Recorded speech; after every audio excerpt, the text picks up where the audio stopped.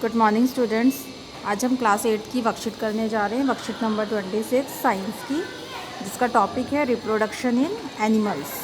As we know that different life process like digestion, circulation, excretion and respiration are essential for the survival of our every individual. जितने भी individuals हैं उन सबको ज़िंदा रहने के लिए, जीवित रहने के लिए कुछ लाइफ प्रोसेस उनकी बॉडीज़ में होती हैं, जैसे डाइजेशन, ठीक है, circulation, excretion and respiration. Digestion means जो खाना हम खाते हैं, जो फूड हम लेते हैं माउथ के थ्रू, ठीक है, उसका पूरा डाइजेशन हमारी बॉडी में होना। सर्कुलेशन, जो ब्लड का सर्कुलेशन हमारी बॉडी में होता है। एक्सक्रीशन, जो भी फूड हम लेते हैं उसके बाद जो वेस्ट मटेरियल बनता है वो बॉडी से रिमूव होना, एक्सेस मटेरियल या वेस्ट मटेरियल। एंड रेस्पिरेशन, जो भी हम सांस लेते हैं, ऑक्सीजन लेते हैं और CO2 बाहर छोड़ते हैं, ठीक है। ये सारी लाइफ प्रोसेस हमारे सर्वाइवल के लिए इम्पॉर्टेंट है, एवरी इंडिविजुअल के। But reproduction is essential for the continuity of life on the earth.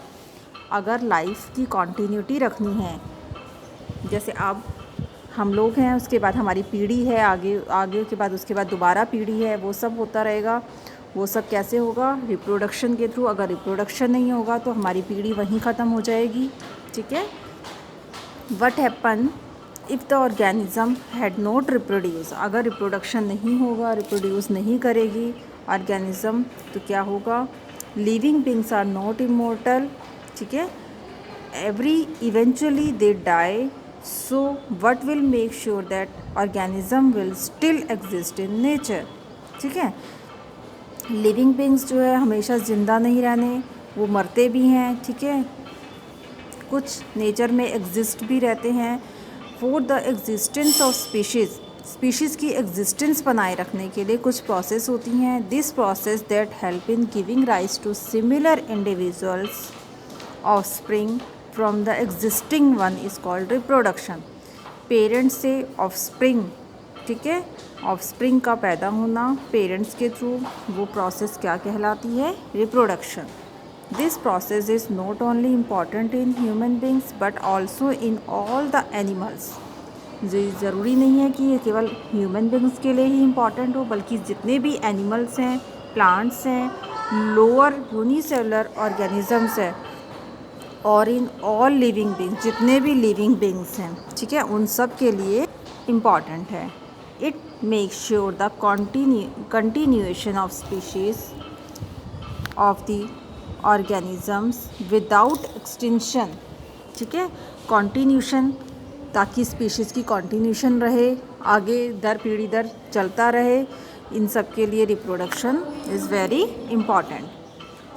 A mango tree give rise the mango tree. अगर मैंगो ट्री होगा तो वो मैंगो ट्री ही आगे पैदा करेगा। कैट होगी तो वो अपने किटन को बर्थ देगी, ठीक है, किटन पैदा होगा कैट से, मतलब बिल्ली से बिल्ली का बच्चा ही पैदा होगा। Have you seen the young one of different animal. ऐसे ही सभी एनिमल्स को हम देखते हैं।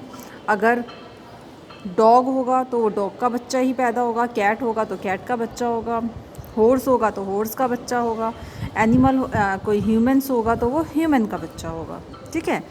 Try the recall the name of young one of some animals by completing the table. तो अब हम कंप्लीट करते हैं अपनी टेबल। ह्यूमन्स के बेबी को क्या ह्यूमन्स के बच्चे को क्या कहते हैं? बेबी। कैट के बच्चे को क्या कहते हैं? किटन, ठीक है, सबको पता है कैट के बच्चे को किटन, डॉग के बच्चे को पपी,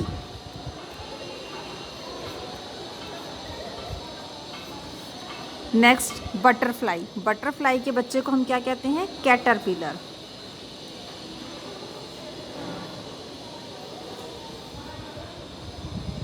ठीक है, बटरफ्लाई के बच्चे को कैटरपिलर, ठीक है। इसके बाद है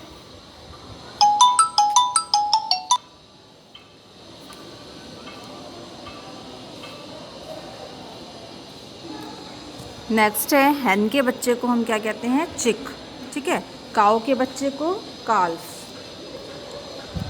CALF, ठीक है। इसके बाद है फ्रॉग। फ्रॉग के बच्चे को हम क्या कहते हैं? टैडपोल। नेक्स्ट हम देखेंगे type of reproduction.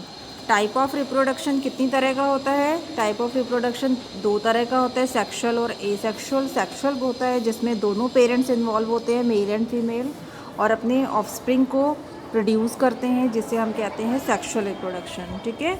Asexual reproduction में क्या होगा? जिसमें कि ओनली सिंगल पेरेंट होता है, जिससे कि नया ऑफस्प्रिंग प्रोड्यूस होता है, रिप्रोड्यूस होता है, जिसे हम क्या कहते हैं? Asexual reproduction. अब हम क्वेश्चन आंसर देखते हैं। Define reproduction. रिप्रोडक्शन का हमें दिया हुआ है यहाँ पर, the process that help in giving rise to similar individual from the existing one parent is called reproduction. Second question है, explain the importance of reproduction in living beings. क्या importance है लिविंग बींग्स की रिप्रोडक्शन की? It make sure the continuation of species of organism without extension. ये हमारा second का answer हो जाएगा। ठीक है। इसके बाद है third question, what will happen if the living organism had not reproduced.